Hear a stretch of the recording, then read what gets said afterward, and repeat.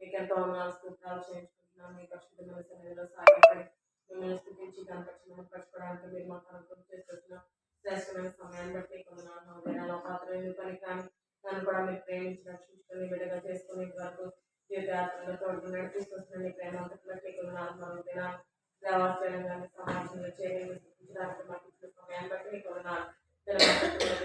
ఆశీర్వాదంగా వేరుకరంగా చేయండి. దేవాహన దేవాహన పాటిస్తుంటూ వారి సహాయం చేయండి. ప్రార్థన సమయం కూడా దీవెనకరంగా ఉంచండి. గోయ సమస్యలు దీవెనకరంగా ఉంచండి. స్వార్థ విషయంలో కూడా మీరే మీకు అనిపిస్తూ మా పని చేసి అవసరకాలను లైఫ్ వచ్చింది ఏర్పాట్లను చిత్రంలో మీ ప్రణాళికలను వారు మీరు మాకు అభివృద్ధి చేసి నడిపిస్తూ రావాల్సిందిగా ప్రార్థిస్తున్నాను. ఇచ్చిన ప్రతి వాగ్దానం దేవా ఎట్టి పడుతుందో దేవా మీ భాగంలో చెత్త సాగిలు పడుతున్న వాగ్దానం ఇచ్చిన నమ్మదగిన దేవుడుగా మా జీవితాల్లో దేవాహని మొత్తాన్ని రుజుపరుచుకుంటూ వస్తున్నాం. మీ ప్రేమ అంతటి బట్టి మీకు ఉన్నారు. దేవాహని మొత్తాన్ని నా తలంపులు మీ తలంపులు వంటి కాదని సర్వీస్ వచ్చారు. అటు వాగ్దానాన్ని మా జీవితాల్లో దేవాహని ఉన్నతమైన ఉద్దేశాలు మీ సంకల్పాలన్నింటినీ మా జీవితంలో నెరవేర్చడానికి మా కొరకు ఈ లోకానికి వచ్చి దేవాహని మొత్తాన్ని విక్రిగా చేయబడుతున్న మీ ప్రేమ అంతటిని బట్టి మీకు ఉన్నారు. దేవాన్ని గొప్ప కార్యాలన్నింటిని బట్టి మిమ్మల్ని స్థుతిస్తూ ఆరాధిస్తుంటున్నాను. దేవాహని మొత్తాన్ని సమయంలో చేయవచ్చిన బిడ్డలందరిని బట్టి మీకు ఉన్నారు. రావాల్సిన కూడా సమకూర్చండి. దేవాహని వచ్చిన ప్రతి ఒక్కరిని కూడా దర్శించండి. ఈ వాక్యము దేవాలయం నుంచి వాడైన ఖడ్గం మా ప్రాణాత్మ దేహాలను దేవా మీరే సరిచే చక్కపరిచి మీకు మార్గం ఈ లోకంలో జీవించటకు అనేకులు జీవంప చేయటకు కావాల్సిన మీ ఆత్మశక్తిని మీరు మాకు అనుగ్రహం చేస్తున్న దేవుడుగా మీరు నన్ను అంతటిని బట్టి కూడా మీకు ఎంతో స్తోత్రాలు చేయించుకుంటూ శత్రుకార్యాలన్నిటికీ కూడా లేకొచ్చి కేవలం మహిమగంత ప్రభావాలు మీకు మాత్రం ఆరోపించుకుంటూ అవసరంగా ప్రార్థిస్తూ అడుగు వాటికంటే మించి వాటికంటే హెచ్చరికలు మీరు మాకు అనుగ్రహం చేస్తున్న మీ శక్తి కలిగిన నామాన్ని బట్టి మిమ్మల్ని స్థితిస్తూ ఆరాధిస్తూ ఏ పరిస్థితి దానిపై నామలు అడిగి పెట్టుకుంటున్నాం తండ్రి. ఆమేన్. 130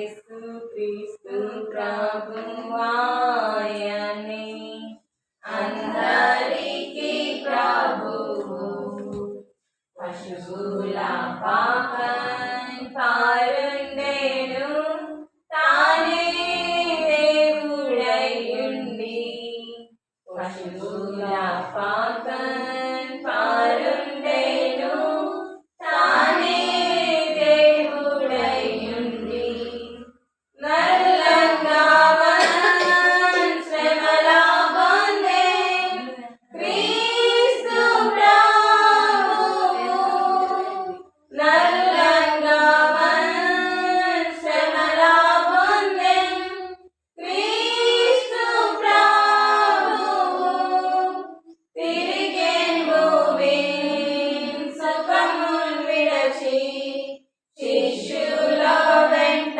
నుండన్ తిరిగెను భూమిన్ సుఖమున్ విడచి శిష్యుల వెంట నుండన్ యేసుక్రీస్తు ప్రభువాయనే అందరికీ ప్రభువు పశువుల పాకం పారుండెను తానే దేవుడయ్యుండి పశువుల పాకం పారుండెను తానే దేవుడయ్యుండి నిత్య జీవం నిత్య శాంతి నిండు నెమ్మది నిత్య జీవం నిత్య శాంతి నిండు నెమ్మది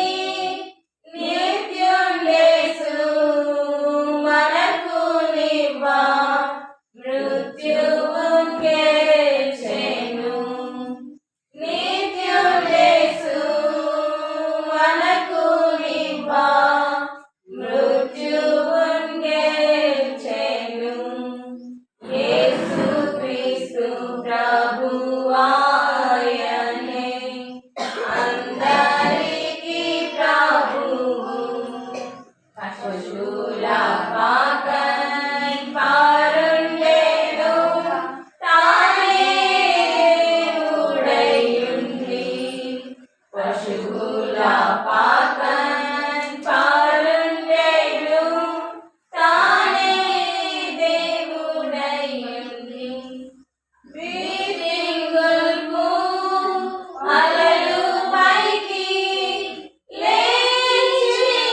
లేచినంతనే వీధింగుల్పు అలలు పైకి లేచినంతనే భీతిని విడచి యేసు వైపు చూడు నిమ్మళించును భీతిని విడచి యేసు వైపు చూడు నిమ్మళించును యేసు క్రీస్తు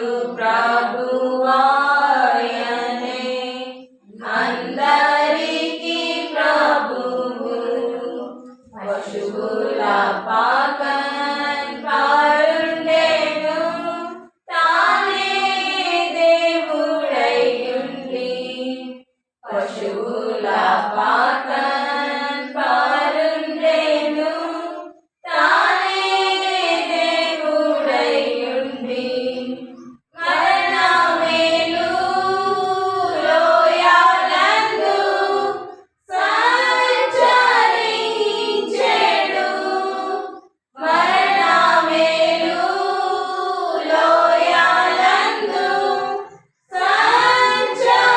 సంచరించెడు తరుణములు కలిగినను క్రీస్తు మీ చెంతనుండును తరుణములు కలిగినను క్రీస్తు మీ చెంతనుండును యేసు క్రీస్తు ప్రభువాయనే అందరికీ ప్రభువు పశువుల పాకన్ పారుండెను తానే దేవుడయ్యుండి పశువుల పాకన్ పారుండెను తానే దేవుడయ్యుండి మన జీవము క్రీస్తే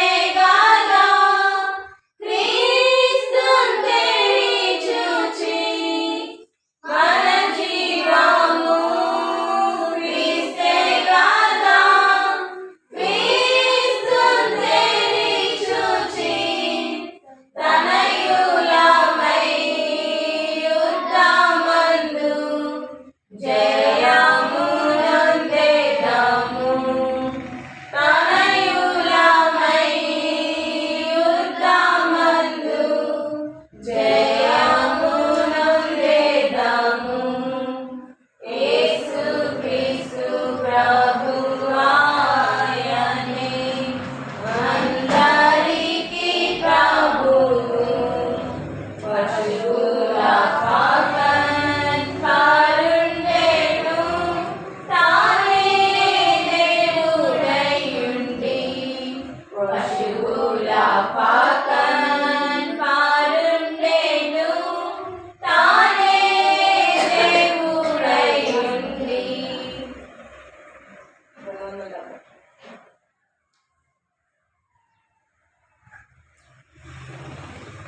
వింటిమయ్యా నీ స్వరము కంటిమయ్యా నీ రూపమును ప్రియ ప్రభు నిన్ను గాక వేరెవరిని చూడము వినము ప్రియ ప్రభు నిన్ను గాక వేరెవరిని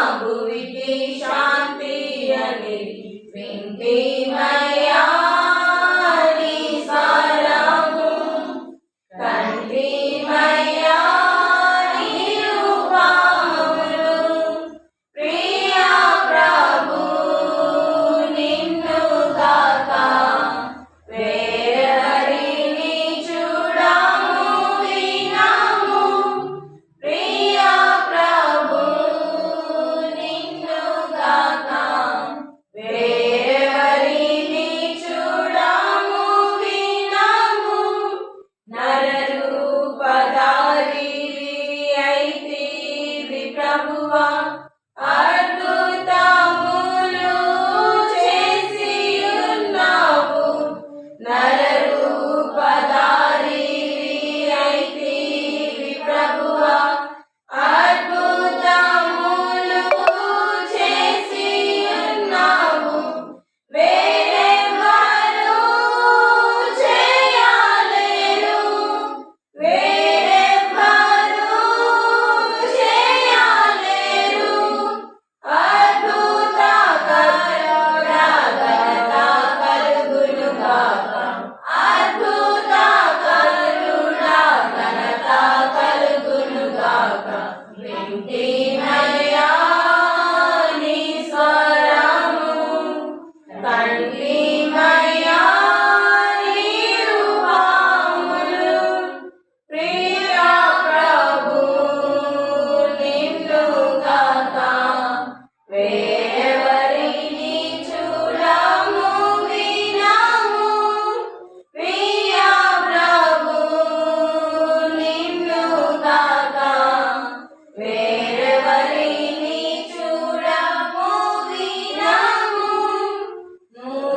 మూగవారికి మాటలిచ్చితివి కృంటి గుడ్డిని బాగు చేసితివి మూగవారికి మాటలిచ్చితివి కృంటి గుడ్డిని బాగు చేసితివి మృతులను లేపితివి మృతులను లేపితివి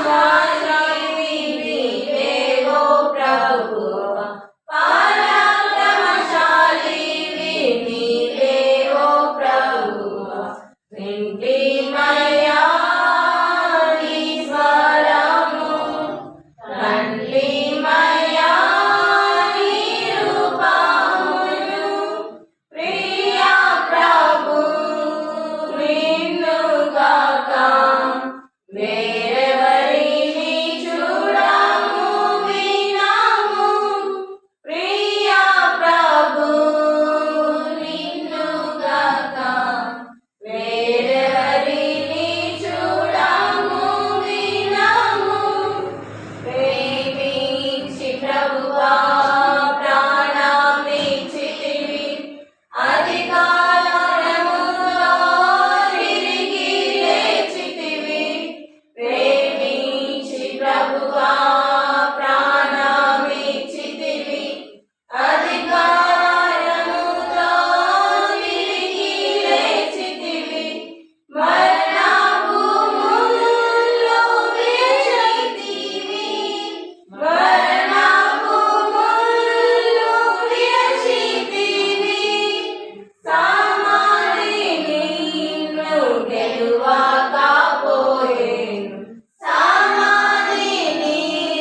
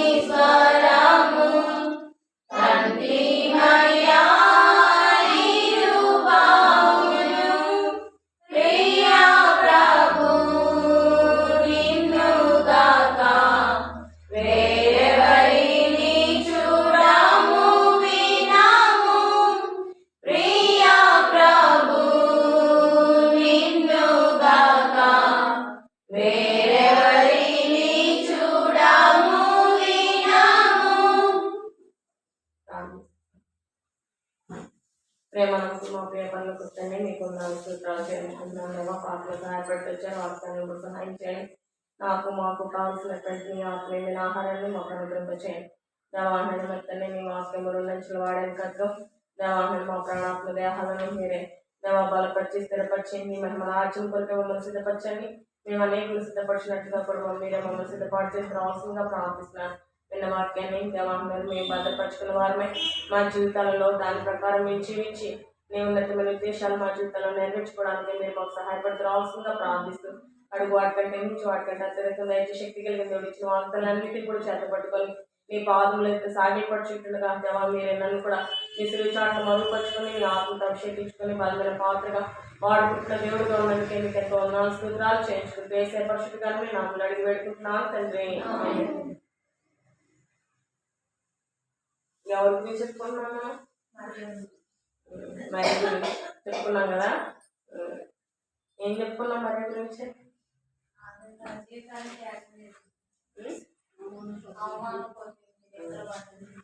లోకాసు వార్త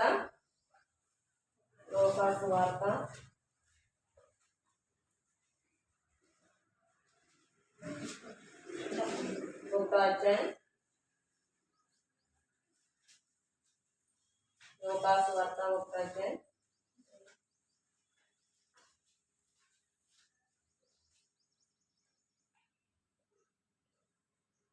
38వ అందరం కలిసి చదువుకుంటాం. అందుకు మరియా, ఇదిగో ప్రభు దాసురాలను నీ మాట చొప్పున నాకు జరుగును కాక అని. చాలు ఏమంటుంది? అందుకు మరియా, ఇదిగో ప్రభు దాసురాలను నీ మాట చొప్పున నాకు జరుగును కాక అని. దేవుడు ఆ దినాల్లో యేసుప్రభు వారు ఈ లోకానికి రాక పూర్వమే, యేసుప్రభు వారు క్రీస్తు పూర్వం, దాన్ని ఏమంటారు? రాకములకు ఉన్న కాలాన్ని ఏమంటారు? క్రీస్తు పూర్వం. వచ్చిన తర్వాత క్రీస్తు శకం అంటారు కదా. కాబట్టి ఆ రాక పూర్వమే చాలా మంది ప్రవక్తలు ఏం చేస్తూ వచ్చారంట? ప్రవచిస్తూ వచ్చారు. ఏమని ప్రవచిస్తూ వచ్చారు? చూడండి, ప్రవచిస్తూ వచ్చారు. యెషయా గ్రంథం 7వ అధ్యాయం 14వ వచనం. యెషయా గ్రంథం 7వ అధ్యాయం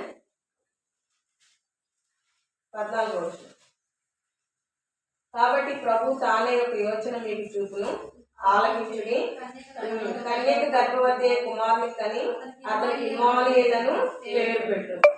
ఏమని ప్రవచిస్తూ వచ్చారంట? కన్యక గర్భవతియే కుమారుని కనును అనే విషయాన్ని ఎవరు ప్రవచిస్తూ వచ్చారు? ప్రవక్తలు. ఆ దినాల్లో ఉన్నటువంటి ప్రవక్తలు ప్రవచిస్తూ వచ్చారు. ఆ ప్రవచనానుసారంగానే చూడండి, మత్తయి సువార్త 1వ అధ్యాయం, మత్తయి సువార్త 1వ అధ్యాయం 22వ వచనం.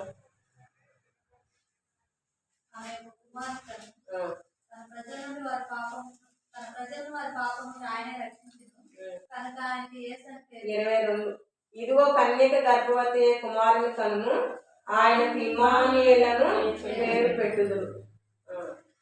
ఇంతకు ముందు ఎవరు ప్రవచించారు? ప్రవక్తలు ప్రవచిస్తూ వచ్చారు. యేసు ప్రభు వారు రాకమునిపే ఏం చేస్తూ వచ్చారంట?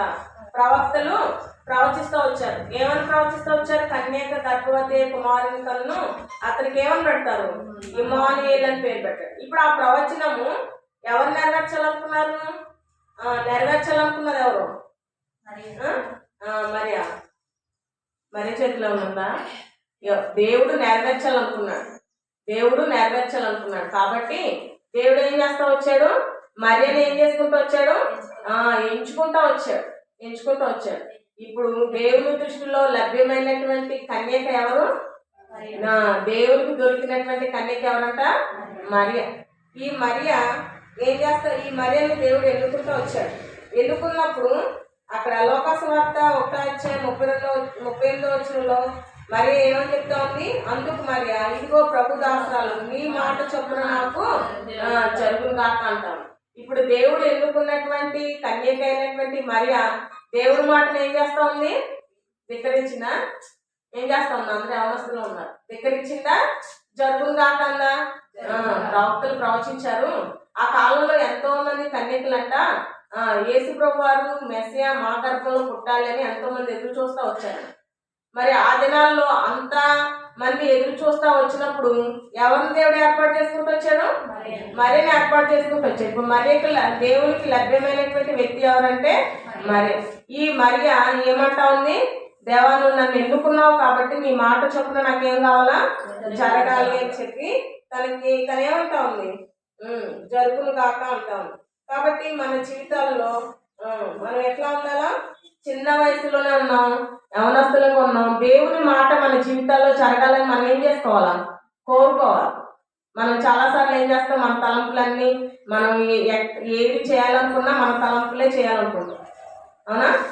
మన ఇష్టానుసారంగా మనం ఏ కోర్సు తీసుకోవాలనుకున్నా, ఏ చదువు చదవాలనుకున్నా, ఏ ఉద్యోగం చేయాలనుకున్నా, ఏది చేయాలనుకున్నా సరే మనం ఏం చేస్తూ ఉంటాం?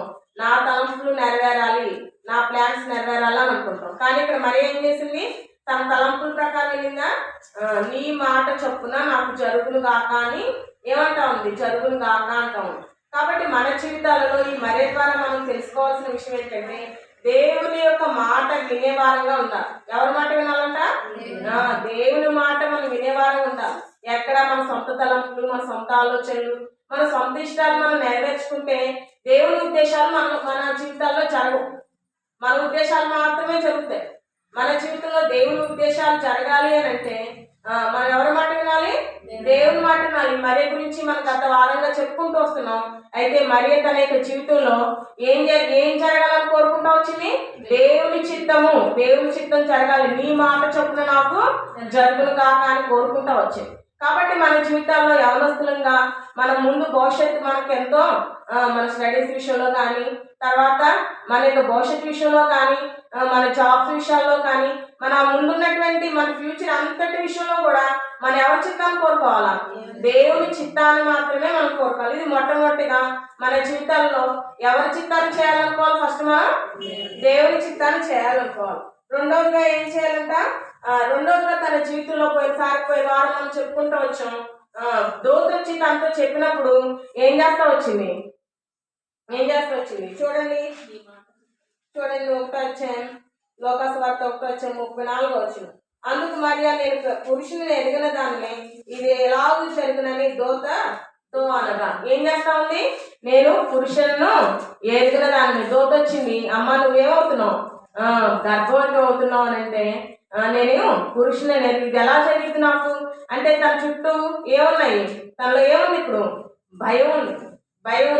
ఏముంది? భయం ఉంది. తన యొక్క భవిష్యత్తులో తన ముందు ఏముంది? తన భవిష్యత్తు ఉంది. అవునా? తన యొక్క భవిష్యత్తు ఉంది. ఇప్పుడు తన ఏం చేయబడతా వచ్చింది? ప్రదానం చేయబడతా వచ్చింది. అవునా? తన చుట్టూ ఉన్న మనుషులు ఏమంటారు? ఒకవేళ తన గర్భవతి అయింది అనుకోండి, చుట్టూ ఉన్న మనుషులందరూ ఏమంటారు? ఏమన్నారా? అంటారు కదా. చుట్టూ ఉన్న మనుషులందరూ తను ఏం చేస్తారు? అవమానపరుస్తారు. తర్వాత తన కెరీర్ ఏమైపోద్ది?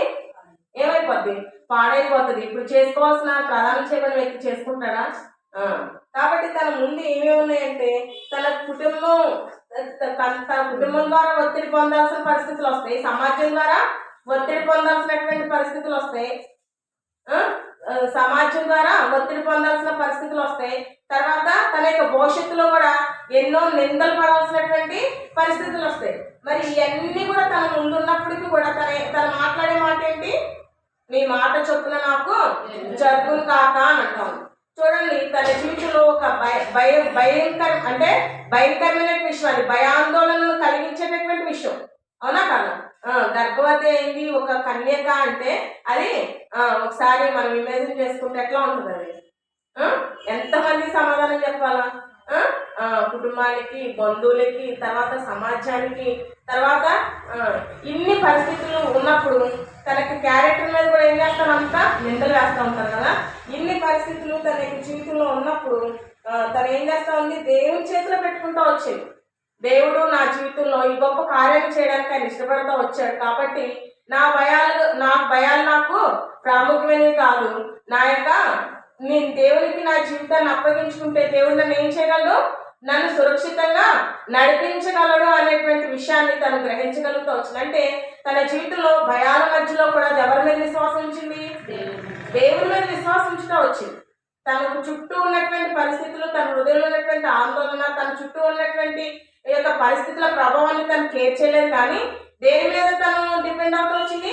దేవుని మీద డిపెండ్ అవుతూ వచ్చింది. దేవుని మీద ఏం చేస్తూ వచ్చింది? విశ్వాసం ఉంచుతూ వచ్చింది. మన జీవితంలో కూడా మనం ఏదైనా ఒక పని చేయాలని అనుకున్నాం అనుకోండి, ఏం చేస్తాం మనం? మన తల్లిదండ్రులు ఏమంటారో, లేదా మన బంధువులు ఏమంటారో, చుట్టుప్రక్కల ఉన్నటువంటి వాళ్ళు ఏమంటారో, ఎవరు ఏమనుకుంటారో అనేటువంటి సంసిద్ధంలో ఉంటాం తప్ప దేవుని మీద మనం ఆధారపడే వారు. నేను దేవుని చిత్తాన్ని చేస్తున్నాను కాబట్టి దేవుడే నాకు ఏం చేస్తాడు? సహాయం చేస్తాడు. ఎప్పుడు కూడా మన జీవితాల్లో మనం దేవుని చిత్తాన్ని చేసినప్పుడు ఎవరు మనకు సహాయం చేస్తారు? దేవుడే మనకు సహాయం చేస్తాడు. ఆ పరిస్థితులు అన్నింటిలో కూడా సురక్షితంగా మనల్ని ఎవరు నడిపిస్తారో? దేవుడు నడిపిస్తాడు. కాబట్టి మనం ఎప్పుడు కూడా ఎవరి మీద డిపెండ్ అవ్వాలి అంటే, ఎవరి మీద డిపెండ్ అవ్వాలా? దేవుని మీద డిపెండ్ అవ్వాలి. అని డిపెండ్ అవ్వడం అంటే దాన్ని ఏమంటారంటే విశ్వాసం. దేవుని మీద మనం ఏం కలిగి ఉండాలా? విశ్వాసం కలిగి జీవించాలి. ఇక్కడ తన ముందు తనకెంతో భయమైనటువంటి పరిస్థితులు, తన ఆందోళన చెందే పరిస్థితులు ఉన్నప్పటికీ కూడా దేని మీద ఆధారపడుతూ వచ్చిందంటే విశ్వాసం మీద తను ఆధారపడుతూ వచ్చింది. మొట్టమొదటిగా దేవుని మాట వినడానికి తను పూనుకుంటా వచ్చింది. తర్వాత తన చుట్టూ ఉన్న పరిస్థితులు భయంతో నిండిపోయినటువంటి పరిస్థితుల్లో కూడా విశ్వాసంతో ఎవరెవరు చూస్తూ వచ్చింది? దేవుని వైపు చూస్తూ వచ్చింది. మన జీవితాల్లో కూడా ఎలాంటి పరిస్థితులు వచ్చినా సరే మనం ఎవరి వైపు చూడాలి? ఎక్కడ కూడా మనుషుల వైపు, పరిస్థితుల వైపు చూడకూడదు. మనం ఎప్పుడైతే మనుషుల వైపు, పరిస్థితుల వైపు చూస్తామో ఏమైపోయింది? లోతు భార్య ఏమైపోయింది? అదేనా ఆశీర్వాదకరమా? అట్లాంటి ఆశీర్వాదం లేనటువంటి పరిస్థితులు మన జీవితంలో మనం చూస్తాం. ఎప్పుడు కూడా మన పరిస్థితుల వైపు కానీ మన యొక్క వాటి వైపు మనం చూడకూడదు. ఎవరి వైపు చూడాలంటే దేవుని వైపు మనం చూస్తూ వచ్చినప్పుడు చూస్తాం కదా మనం బైబిల్లో రూతు ఉంటుంది. రూతు మరి బెత్లెహేంకి వెళ్ళాలంటే అత్తగారితో పాటు అక్కడ ఏమన్నా క్షేమకరమైన పరిస్థితులు ఉంటాయా? తనకి ఏమన్నా సంతోషకరమైన జీవితాన్ని అక్కడ జీవించగలిగిద్దా? కానీ ఏమంటుంది? అక్కడ సంతోషకరమైన జీవితం లేకపోయినప్పటికీ కూడా తన దేవునితో విశ్వాసంతో ముందుకు అడుగు వేస్తూ వచ్చింది. దేవుని కొరకే, దేవుని ప్రజలతో, దేవుని ఇంటిలో, దేవుని సన్నిధిలో నేను ఉండాలని ఎప్పుడైతే తను తీర్మానం చేసుకుంటూ వచ్చిందో దేవుడు తన ముందున్న పరిస్థితులు ఎట్లా చేస్తూ వచ్చాడు? ఆనందకరంగా చేస్తూ వచ్చాడు. ఏ పొలంలో అయితే పనికత్తిగా వెళ్తూ వచ్చిందో ఆ పొలానికి ఏమైపోతూ వచ్చింది? ఏమైపోయింది? యజమాని అయిపోతూ వచ్చింది. చూడండి ఎంత ఆశీర్వాదకరమైనటువంటి పరిస్థితి. ఎస్తేరు కూడా మనం చూస్తాం. తన తండ్రి మాట విని లోబడి ఆ దేశానికి బానిసగా వెళ్ళింది కదా, బానిసగా పట్టబడి తీసుకెళ్ళిపోయినటువంటి ఎస్తేరు ఆ దేశానికి ఏమైపోయింది? రాణిగా అయిపోయింది. దేవుని ఉద్దేశాలు వేరు, మన ఉద్దేశాలు వేరు. మనం ఎప్పుడు కూడా మన పరిస్థితుల గురించి మనం ఆలోచించుకొని మనం వెనకబడి వేస్తే మన జీవితంలో మనం ఏం తెచ్చుకుంటాం? నష్టాన్ని తెచ్చుకుంటాం. ఎప్పుడు కూడా మనకు దేవుడు ఏదైనా వాగ్దానం ఇచ్చినప్పుడు లేదా దేవుడు మనతో మాట్లాడుతూ ఉన్నప్పుడు మన భయాలన్నింటినీ పక్కన పెట్టి ఎవరి మీద విశ్వాసం ఉంచాలంట? మనం దేవుని మీద విశ్వాసం ఉంచాలి. దేవుని మీద విశ్వాసం ఉంచినప్పుడు దేవుని యొక్క ఆశీర్వాదకరమైనటువంటి ఆ యొక్క స్థితిలోనికి మనల్ని దేవుడు నడిపిస్తాడు. అంత మాత్రమే కాదు, ఆయన మనతో ఉంటాడు. మనల్ని ఆయన ఏం చేశాడంట? అరచేతిలో చెక్కుకుంటూ వచ్చాడు.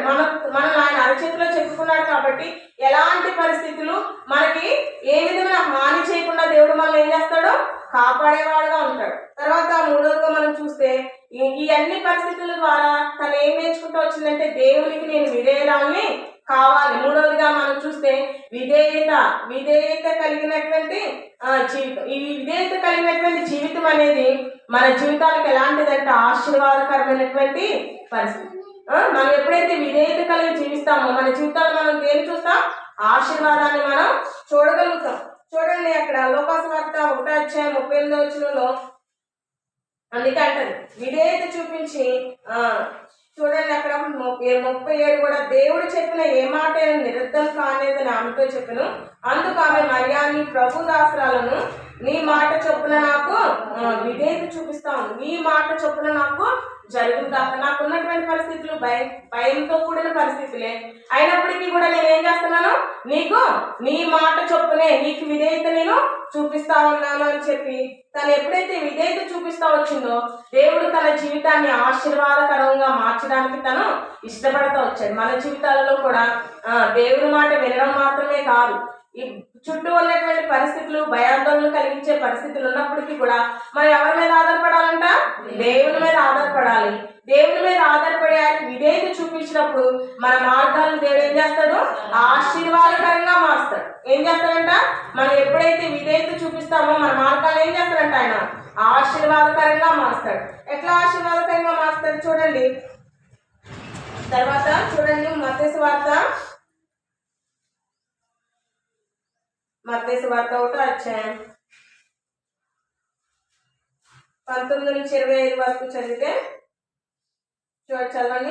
ఆమె భర్త అయిన యోసేపు నీతిమంతుడై ఉండి ఆమెను అవమానపరచనొల్లక రహస్యముగా ఆమెను విడనాడ ఉద్దేశించను.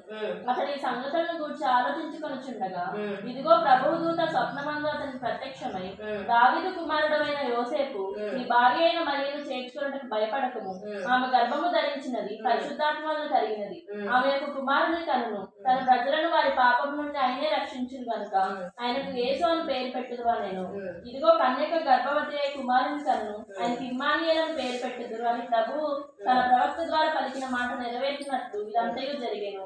ఇమ్మానుయేలు పేరునకు భాషాంతరణ దేవుడు మనకు తోడని అర్థము. యోసేపు నిద్ర మేలుకొని ప్రభువు దూత తనకు ఆజ్ఞాపించిన ప్రకారము చేసి తన భార్యను చేర్చుకొని ఆమె కుమారుని కన్ వరకు ఆమెను ఎరుగకుండెను. అతడు ఆ కుమారునికి యేసు అని పేరు పెట్టెను. చూపిస్తా వచ్చింది. భయంతో కూడినటువంటి పరిస్థితులు, ఆందోళనతో కూడినటువంటి పరిస్థితుల్లో ఎవరికి విధేయత చూపిస్తా వచ్చింది? దేవుడికి విధేయత చూపిస్తా వచ్చింది. ఇప్పుడు పరిస్థితులన్నీ కూడా ఇప్పుడు దేవుడు ఏం చేయాలి? విధేయత చూపించినప్పుడు దేవుడు వదిలిపెట్టాడా మనల్ని? దేవుడు ఎప్పుడు కూడా మనల్ని వదిలిపెట్టాడు. ఆయన ఏం చేస్తాడంటే ఏం చేశాడంట? ఇప్పుడు యోసేపు దగ్గరికి వెళ్ళాడు. ఎవరు వెళ్ళారు? దూత వెళ్ళింది. చెప్తా ఉంది, యోసేపు దగ్గరికి వెళ్ళి చెప్తా ఉంది. ఆవిడ ఏం యోసేపు అప్పటికే అనుకుంటా ఉన్నాడంట మనసులో. ఏమనుకుంటా ఉన్నాడంట? ఆమె భర్త అయిన యోసేపు నీతిమంతుడైంది ఆమెను అవమానపరిచిన వాళ్ళకి రహస్యంగా ఆమెను విడనాడు ఉద్దేశించను. అతని ఈ సంగతులన్నీ ఆలోచించుకుంటుండగా ఇదిగో ప్రభు దూత స్వప్నమందు అతనికి ప్రత్యక్షమై, దావీదు కుమారుడైన యోసేపు నీ భార్య అయిన మరియను చేర్చుకున్నటకు భయపడవద్దు, ఆమె గర్భం ధరించినది పరిశుద్ధాత్మ వలన కలిగినది. ఇప్పుడు మరి ఏం చేస్తా ఉందంట? యోసేపు దూత ఏం చేస్తా ఉంది? యోసేపు దగ్గరికి వెళ్ళి ఏమంటా ఉంది? ఆవిడ గర్భం ధరించింది ఎవరి వలన? పరిశుద్ధాత్మ వలన గర్భం ధరించిందని చెప్పి యోసేపుని ఏం చేస్తా ఉంది? ధైర్యపరుస్తా ఉంది. ఇప్పుడు ఆయన ఏమనుకున్నాడు? మంచోడంట. ఏం చేద్దాం? రహస్యంగా విడిచిపెట్టాలో అని అనుకుంటా ఉన్నాడు. ఆ సందర్భంలో తెలుసు కదా, మన హృదయ రహస్యాలు ఎరిగిన దేవుడు కదా ఆయన. ఎప్పుడైతే తన మనసులో ఆ మాట, ఆ ఆలోచన ఎప్పుడైతే వచ్చిందో వెంటనే దేవుని దూత ఏం చేస్తుంది? అందుకనే యెహోవా యందు భయభక్తులు గలవారి చుట్టూ ఆయన దూత కావాలని వారిని ఏం చేస్తుందంట? రక్షిస్తుందంట. ఎప్పుడైతే ఆ యొక్క ఆలోచన యోసేపుకి వచ్చిందో వెంటనే దూత వచ్చేసింది. దూత వచ్చి, అయ్యా నీ భార్య అయినటువంటి మరియ ఎవరి వల్ల గర్భవతి అయింది? ఎందుకంటే ప్రవక్తలు ప్రవచిస్తూ వచ్చారు కదా, కన్యక గర్భవతి కుమారుని కన్ను, అతనికి ఏమని పెడతారు పేరు? ఇమ్మానుయేలు అని పేరు పెడతారు కదా. ఆ ప్రవచన వాక్యాన్ని నెరవేర్చడానికి నీ భార్య అయినటువంటి మరియను మీ దేవుడు ఎన్నుకుంటా వచ్చాడు. కాబట్టి నువ్వు ఆమె ఏం చేయొద్దు, విడనాడవద్దని చెప్పినప్పుడు ఏం చేస్తా వచ్చాడంట? యోసేపు ఏం చేస్తూ వచ్చాడు? ఆమె కుమారుని కను వరకు ఆమెను ఎరగకున్నాను. అతడు ఆ కుమారునికి ఏం చేస్తా వచ్చి చూడండి 28 వచ్చిన 20 వచ్చిన. అప్పుడు ఈ సంగతులన్నీ ఆలోచించుకుంటుండగా ఇదిగో ప్రభుత్వ స్వప్నమందు అతనికి ప్రత్యక్షమై, దావీదు కుమారుడైన యోసేపు నీ భార్య అయిన మరియను చేర్చుకున్నట్టు భయపడకు, ఆమె గర్భం ధరించినది పరిశుద్ధాత్మ వలన, ఆమె ఒక కుమారుని కనుక తన ప్రజలను వారి పాపలను ఆయనే రక్షించింది కనుక ఆయనకి యేసును. ఇప్పుడు ఆయన ఏం చేస్తా వచ్చాడు? తనని చేర్చుకుంటూ వచ్చాడు. కుమారుని కనేంత వరకు కూడా తను ఏం చేస్తా వచ్చాడంట? ఆమెను చక్కగా చూసుకుంటూ వచ్చాడు. యేసు ప్రభు వారు పుట్టేంత వరకు, పేరు పెట్టేంత వరకు కూడా ఆయన సంరక్షణలోనే సమస్త పరిస్థితులు జరుగుతూ వచ్చింది. కాబట్టి ఇప్పుడు అసలు వ్యక్తినే దేవుడు ఏం చేస్తూ వచ్చాడు? ఎవరికైతే భయపడాలో, ఎవరికైతే సమాధానం చెప్పుకోవాలో, మరి ఎవరికి సమాధానం చెప్పాలి? తన భర్తకే కదా సమాధానం చెప్పుకోవాల్సింది. తన భర్తకి సమాధానం చెప్పుకుంటే ఆయన వాళ్ళ ఏం చేస్తాడు? వాళ్ళ కుటుంబాలకు అందరికీ కూడా సమాధానం చెప్పుకుంటాడు. కాబట్టి దూత ఎవరితో మాట్లాడుతూ వచ్చింది? యోసేపుతోనే మాట్లాడుతూ వచ్చింది. చూడండి, భయంతో కూడినటువంటి పరిస్థితుల్లో నేను వాళ్ళకి ఎలా సమాధానం చెప్పాలి, నా భర్తకి ఎలా సమాధానం చెప్పాలి, ఇలాంటి ఆందోళనకరమైన పరిస్థితులన్నింటిలో కూడా దూత తనకి ఎలా సహాయం చేస్తూ వచ్చింది, తన భర్తతో మాట్లాడి పరిస్థితులన్నిటిని కూడా ఏం చేస్తూ వచ్చింది, సమాధానకరంగా చేస్తూ వచ్చింది. కాబట్టి మన జీవితాలలో ఎన్నో పరిస్థితులు, దేవుని మాటకు మనం లోపడుతున్నప్పుడు ఎన్నో భయాందోళన పరిస్థితులు మన జీవితంలో రావచ్చు. అయితే మనం ఎప్పుడైతే దేవుని విశ్వాసం ఉంచుతామో, ఆ పరిస్థితులన్నింటిలో దేవుని విశ్వాసం ఉంచి ఎప్పుడైతే దేవునికి విధేయత చూపిస్తామో, అప్పుడు దేవుడు మనకి ఏం చేస్తాడు, మన చుట్టూ ఉన్న పరిస్థితులన్నిటిని కూడా ఏం చేస్తాడు, ఆయన సమాధానకరంగా మారుస్తాడు. ఆ పరిస్థితులన్నింటిలో సరళమైన, అందుకని అంటాడు కదా, నీ మార్గాలను ఆయన ఏం చేస్తాడంట, సరళం చేస్తాడు. మనం ఉన్నటువంటి ముళ్ళతో, తుప్పలతో, రాళ్లతో కూడినటువంటి ఆ మార్గాలన్నిటిని కూడా ఏం చేస్తాడంట, ఆయన సరళం చేసేవాడుగా ఉంటాడు. కాబట్టి మన జీవితాలలో దేవుని మాటకు మనం ఏం చేయాలా, లోబడేవారు ఉండాలి. ఇది 4వదిగా మనం నేర్చుకోవాల్సినటువంటి విషయం. తర్వాత ఇంకా ఏం చేస్తా ఉంది చూడండి, లోకాసు వార్త 46 నుంచి 55 వరకు చూస్తే ఏం చేస్తా ఉంది, దేవుడు తన యొక్క జీవితంలో చేస్తూ వచ్చినటువంటి పరిస్థితులన్నిటిని బట్టి కూడా తను ప్రార్థన చేస్తా ఉంది, స్తుతి చెల్లిస్తా ఉంది. ఏం చేస్తా ఉంది, ఎందుకు స్తుతి చెల్లించింది, దేవా నువ్వు నాతో మాట్లాడుతూ వచ్చావు, నాకు సహాయం చేస్తూ వచ్చావు, నా పరిస్థితులన్నింటిలో కూడా నువ్వు నాకు తోడుకుంటూ వచ్చావు, ఎలాంటి పరిస్థితులకు నేను భయపడుతూ వచ్చాను, ఆ పరిస్థితులన్నింటిలో కూడా నన్ను ఏం చేస్తున్నావు, సురక్షితంగా నన్ను నడిపిస్తా ఉన్నావు అని చెప్పి ఆ యొక్క లోకాసు వార్త 46 నుంచి మనం చూస్తే చూడండి, అప్పుడు మరి ఇట్లా నా ప్రాణము ప్రభువును కనపరుచున్నది, ఆయన తన దాసురాలి దీనస్థితిని కటాక్షించను, నా ఆత్మ నా రక్షకుడైన దేవుని ఆనందించను, సర్వశక్తులు నాకు గొప్ప కార్యములు చేసను, కనుక ఇది మొదలుకొని అన్ని తరముల వారు నన్ను ధన్యురాలందరూ, ఆయన నామము పరిశుద్ధము, ఆయనకు భయపడే వారి మీద ఆయన కనికరం తరతరమును, ఆయన తన బాహుతో పరాక్రమం చూపును, వారి హృదయ ఆలోచన విషయమై గర్విష్ఠులను చెదరగొట్టును, సింహముల నుండి బలవంతులను పడద్రోసి దీనులను నెక్కించెను, సింహాసనముల నుండి బలవంతులను పడద్రోసి దీనులను నెక్కించెను, ఆకలి కొనిన వారిని మంచి పదార్థంతో సంతృప్తిపరిచి ధనవంతులు వట్టి చేతులతో పంపివేసను, అబ్రహామునకును అతని సంతానమునకును యుగాంతం వరకు తన కనికరము చూప జ్ఞాపకము చేసుకుందనని మన పితరులతో సెలవిచ్చినట్లు ఆయన తన సేవకుడైన ఇశ్రాయేలునకు సహాయం చేశాం. దేవుడిని స్తుతిస్తా ప్రార్థిస్తాము. మన జీవితాల్లో కూడా మన పరిస్థితులన్నిటిలో కూడా మనం ఏం చేయాలా, ఎక్కడ కూడా ప్రార్థనా జీవితాన్ని మనం విడిచిపెట్టకూడదు, స్తుతి చెల్లించే జీవితాన్ని మనం విడిచిపెట్టకూడదు. ఎప్పుడైతే మన జీవితాల్లో ప్రార్థనా స్తుతి, దేవుని ఆరాధించేది, దేవుని ప్రార్థించేది మన జీవితాల్లో ఉంటుందో అప్పుడు మనం ఏమవుతామంట, ఆశీర్వాదకరంగా మార్చబడతాం. మన జీవితాలలో ఎలా మార్చబడతాం, మనం ఎలాంటి పరిస్థితులు వచ్చినా, బాధల్లో ఉన్నా, కష్టాల్లో ఉన్నా, భయాందోళన పరిస్థితులలో ఉన్నా, శ్రమల్లో ఉన్నా, ఇరుకుల్లో ఉన్నా, ఇబ్బందుల్లో ఉన్నా దేవుడిని ఏం చేయాలంటే మనం స్తుతించే వారంగా ఉండాలి, ప్రార్థించే వారంగా ఉండాలి. దేవా నువ్వు నాతో మాట్లాడవు, నువ్వు నాకు వాగ్దానం ఇచ్చు, నీ మాట చొప్పున నా జీవితంలో జరిగించు, నీ మాట చొప్పున మాత్రమే నా జీవితంలో జరిగించు, నా ముందున్నటువంటి పరిస్థితులు అవి భయంకరమైన అయినప్పటికీ, భయాందోళనతో కూడినప్పటికీ నువ్వు నాకు సహాయం చేయి, నీ మీద నేను ఆధారపడుతాను, నీకు లోబడుతున్నాను, నీకు విధేయత చూపిస్తున్నానని మనం ఎప్పుడైతే ఆయనకి విధేయత చూపించి లోబడతామో అప్పుడు దేవుడు మనల్ని ఏం చేస్తాడంట, మనల్ని మన పరిస్థితులన్నిటిలో కూడా మార్గాలన్నిటిని కూడా సరళం చేసి మనల్ని ఏం చేస్తాడు, ఆయన మనల్ని సురక్షితంగా మనల్ని నడిపించే దేవుడు ఉంటాడు. ఈ పరిస్థితులన్నింటిలో మనకు ముందుగా ఉండవలసిన విషయం ఏంటంటే ఏం కావాలి, మనకి ప్రార్థన, దేవుడికి స్తుతి చెల్లించే స్తుతి అనే దాని ద్వారా మన జీవితంలో ఎన్నో ఆశీర్వాదాలు మనం పొందవచ్చు. నా జీవితంలో నేను చెప్పగలను, ఎప్పుడు కూడా నేను ప్రార్థన చేయడానికి ఇష్టపడు, ఏ కార్యాన్ని గురించి అయినా సరే ఏం చేయాలి, మనం స్తుతి చెల్లించాలి. స్తుతి చెల్లిస్తే దేవుడు తప్పకుండా, అందుకని అంటారు కదా, నన్ను బలపరచమని నీ సమస్తమును చేయగలరు. మనం దేవుడిని బలపరిస్తే దేవుడు మన జీవితాల్లో సమస్తాన్ని కూడా ఆయన చేసేవాడుగా ఉంటాడు. కాబట్టి మన జీవితాలలో దేవుడిని స్తుతించేది మనం కలిగి ఉండాలి. దేవుడికి అసాధ్యమైనది ఉందా, మనుషులకు అసాధ్యమైన దేవునికి సమస్తము సాధ్యమే. కాబట్టి దేవుడు మన జీవితాల్లో ఏ కార్యమైనా అది మనకు అసాధ్యమైపోయి ఉండొచ్చు, కానీ దేవుడు ఏం చేస్తాడు, సమస్తాన్ని కూడా సాధ్యం చేయగలుగుతాడు. కాబట్టి మన జీవితాల్లో దేవుడిని స్తుతించాలి. ఇక్కడ మరియ దేవుడిని స్తుతిస్తా వచ్చింది. కాబట్టి మన జీవితాల్లో కూడా మనం దేవునికి ఉపయోగకరంగా మార్చబడాలి అని అంటే, అందుకని అంటాడు కదా, చూడండి యెషయా 55 అధ్యాయం, చూడండి యెషయా 55 యెషయా 5. నా తలంపులు మీ తలంపుల వంటివి కావు. చదవండి 8. నా తలంపులు మీ తలంపుల వంటివి కావు, మీ త్రోవలు నా త్రోవల వంటివి కావు. ఇదే యెహోవా వాక్కు. ఆకాశములు భూమికి పైన ఎంత ఎత్తుగా ఉన్నవో, మీ మార్గముల కంటే నా మార్గములు, మీ తలంపుల కంటే నా తలంపులు అంత ఎత్తుగా ఉన్నవి. ఏంటంట మన తలంపులు అంటే ఆయన తలంపులు ఎట్లాంటివి అంట?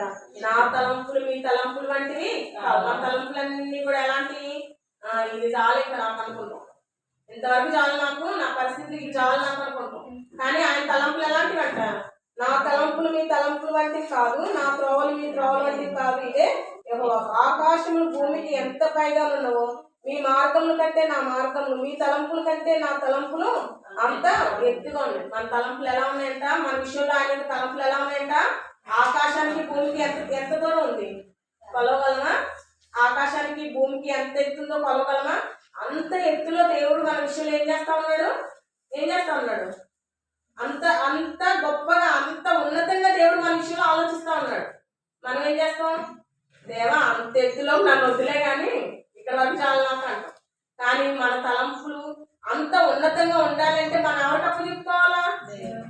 దేవుడికి అప్పు చెప్పుకోవాలి. ఆ మరియా నిజంగా ఈ దినాన్ని అంతా కనపరచబడ్డానికి నిన్న ఏం చెప్పుకున్నారు? అందరూ ఏం చెప్పుకున్నారు? Happy Christmas.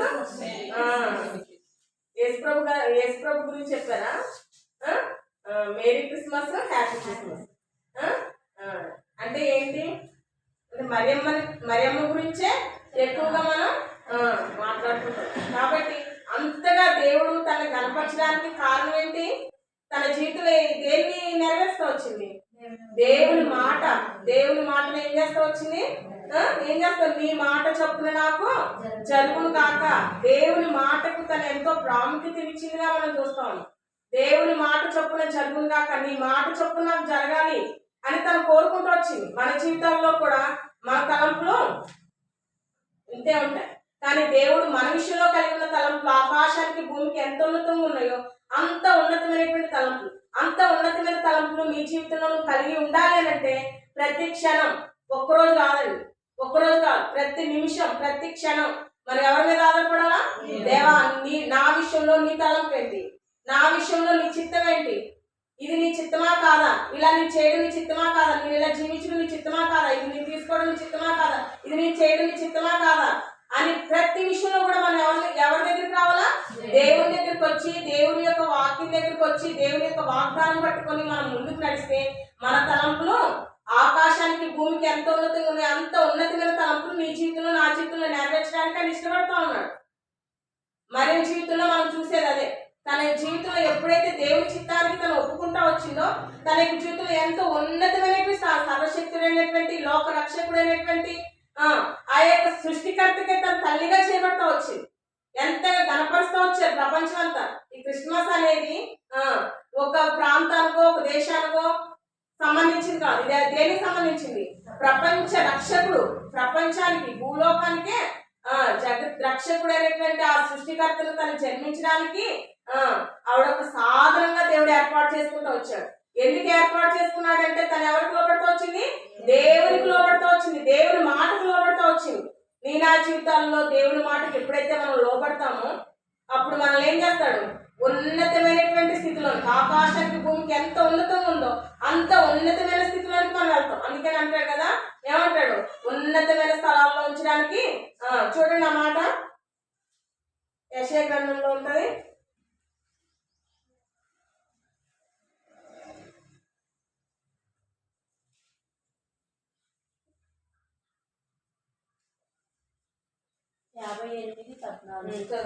నీవు యెహోవా యందు ఆనందించదు, దేశం యొక్క ఉన్నత స్థలముల ఏం చేస్తారంట?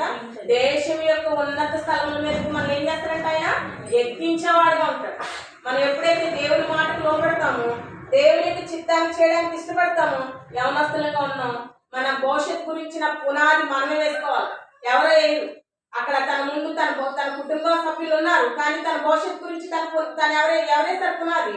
తానే వేసుకుంటూ వచ్చింది. మరీ జీవితంలో మనం చూస్తే ఇటు కుటుంబ సభ్యులు ఉన్నారు, తర్వాత ప్రధానం చేయబడింది అటు భర్త, కుటుంబ సభ్యులు ఉన్నారు. వాళ్ళందరి ప్రమేయం తీసుకుంటూ వచ్చినా వాళ్ళు ఆలోచిస్తాను, వీళ్ళు ఆలోచిస్తాను, వాళ్ళ మాట వింటాను, వీళ్ళ మాట వింటాను అని ఎక్కడైనా ఉందా? రాయబడుతూ వచ్చినా ఎవ్వరి ప్రమేయం లేదు. ఎక్కడ ఒకే ఒక వ్యక్తి దేవుని మాటకు లోబడుతూ వచ్చింది. దేవా నువ్వు నా జీవితంలో ఉంటే నా పరిస్థితులన్నింటిలో కూడా ఉన్నావు, తోడు ఉంటావు. నా పరిస్థితులన్నింటిలో కూడా ఉన్నటువంటి గందరగోళ పరిస్థితులన్నీ కూడా అవి సరళంగా చేయబడతాయని తను గ్రహించగలుగుతూ వచ్చింది. కాబట్టి ఏం చేస్తూ వచ్చాడు, దేవుడు తనని ఎంతగానో ఆశీర్వదిస్తూ వచ్చాడు. కాబట్టి మన జీవితాలలో మన యవనస్తులుగా ఉన్నాము. మన జీవితంలో మనం నేర్చుకోవాల్సి మనం ఎప్పుడు కూడా దేవునికి ఉపయోగకరంగా ఉండాలి. దేవుని మాటకు విని దేవుని చిత్తాన్ని చేయడానికి ఇష్టపడాలి. తల్లిదండ్రుల మాట వినొద్దని కాదు, కానీ మనం దేవుని చిత్తం ఇది చెయ్యాలి అని చెప్పి మన తల్లిదండ్రులు కూడా ఏం చేసుకోవాలి, మనం కన్విన్స్ చేసుకోవాలి. కాబట్టి మన జీవితాలలో దేవుని మాటకు లోబడే వారిని ఉండాలా. నేను దేవునికి ఉపయోగకరంగా ఉండాలి అని మనం ఎప్పుడు ఏం చేసుకోవాలా, తీర్మానం చేసుకోవాలా. దేవా నువ్వు నన్ను వాడుకొని నేను మాట వింటాను. చూడండి మరి విషయంలో మనం చూస్తే, దేవా నువ్వు నన్ను వాడుకో, నేను నీ మాట వింటాను, నీ మాట చొప్పున నాకు జరుగుగా కంట వచ్చింది అందా లేదా. నువ్వు నన్ను వాడుకోనను తన గర్భాన్ని ఏం చేస్తా వచ్చింది, దేవుడు కుమారుడు రావడానికి తను ప్రతిష్ఠించుకుంటా వచ్చింది. నిజంగా తన జీవితంలో మనం చూస్తే భయాలన్నింటిలో కూడా విశ్వాసంతో ఏ పరిస్థితి వచ్చినా నాకు పర్లేదు ప్రభా, నా గర్భాన్ని నువ్వేంచే వాడుకో అని చెప్పి తన యొక్క ఆత్మ ప్రాణ శరీరాలను తను ఏం చేసుకుంటూ వచ్చింది, అప్పగించుకుంటూ వచ్చింది. అంత మాత్రమే కాదు, దేవుడు తనను ఎన్నుకోవడానికి ఎలా చేస్తూ వచ్చింది, కన్యక గర్భవతి కుమార్తెను ప్రవక్తలు ఏ విధంగా ప్రవచిస్తూ వచ్చారో ఆ ప్రవచనాన్ని నెరవేర్చడానికి తన జీవితాన్ని తను ఏం చేసుకుంటూ వచ్చింది, మొదటి నుంచి తన జీవితాన్ని తను కాపాడుకుంటూ వచ్చింది. అంటే పరిశుద్ధంగా జీవిస్తూ వచ్చింది. దేవుడు ఎన్నుకున్నాడు అంటే తన జీవితంలో ఏం కలిగి ఉంది, పరిశుద్ధత కలిగి జీవిస్తూ వచ్చింది. మన జీవితాల్లో కూడా మనం ఎన్నో పరిస్థితులు, మన లోకంలో ఉన్న మన ఫ్రెండ్స్, మనం చదివే చదువుల దగ్గర లేకపోతే ఉద్యోగాల దగ్గర ఎన్నో పరిస్థితులు మనకు ఎదురవుతూ ఉంటాయి. ఎన్నో రకాలుగా మనం శోధించే శోధకులు ఎంతో మంది ఉంటారు. అలాంటి పరిస్థితులన్నిటిలో కూడా మనం ఒక విషయాన్ని జ్ఞాపకం చేసుకోవాలి. మనం ఎవరి బిడ్డలు అని జ్ఞాపకం చేసుకోవాలా, దేవుని బిడ్డలము, దేవునికి మహిమ తెచ్చే వారంగా జీవించాలి. లేదా నేను పరిశుద్ధంగా ఉంటేనే దేవుడు నన్ను ఉన్నతమైన స్థితిలోనికి తీసుకుని వెళ్తాడు. నేను ఎక్కడైనా అపవిత్రంగా ఉంటే నన్ను బట్టి ఎవరికి అవమానం, దేవుడికి అవమానం. తల్లిదండ్రుల తర్వాత దేవుడికి అవమానం. ఆ దేవుడు నమ్ముకున్నారు కదా, మందిరానికి వెళ్తారు కదా, దేవుడు నమ్ముకున్నానని చెప్పింది కదా, ఇప్పుడు ఎవరికి అవమానం, దేవుడికి అవమానం.